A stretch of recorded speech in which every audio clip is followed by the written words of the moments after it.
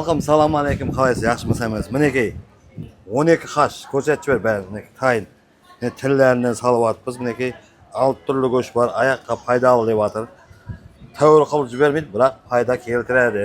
Haftalab ichsanglar kelaveradi. Mineki kelaverasizlar, mineki hashni qaramay turgan. Mineki Vashim zo'r. Kelaveradi. Mana qaysidan adeni tillardan salyapmiz. Keyin mineki abi sizlarga o'ynab ham beraveramiz bizlar. Mineki ochib oy quyosh deb o'zincha bo'lib ketsa-da, yaqib qo'yar hozir. Borolmadim qasingga. Arqagandan umid qoldim bir zat. Borolmadim qasingga. Mineki palli basa jung etib salaveramiz. Mineki kelaverasizlar. Hammasi uyingizda to'y bo'lsin, xudoyim.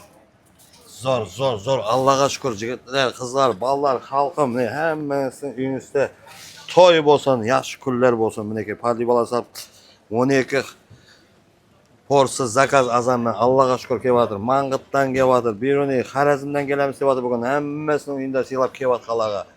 Xudoyim shu yaxshilik qilib, nasib qilg'ay hammaga, xudoyim shu. Hamma uyine to'ylarda, nelarda ovqat pishgan, xudoyim yaxshi kunlarda mashinaga qizlar, bolalar o'qqa kirgan sunnat to'ylar bo'lsin. Hammasi yaxshi ko'raman. Hazil bari, hazil. Sizlar uchun shu hazil videolardan qilaveramiz. Shu hazillashib, shu yana boshqa jilli bo'lib ketdi desa-da, yig'il desa-da, negativchilardan biroq avvalo pistoletim bor, yapaveraman deydi. Qaniki kelaverasizlar, hammasi yaxshi ko'raman. Yaxshi kunlar, to'ylar bo'lsin. Ha jigitlar. Hamma mang'itli jigitlar, Beruniy, Chimbayev, Anqara rayonida Taxtako'pir, hammasi yaxshi ko'raman.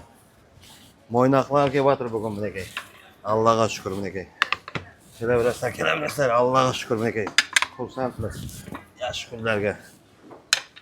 Rahmat xalqim, to'y bo'lsin.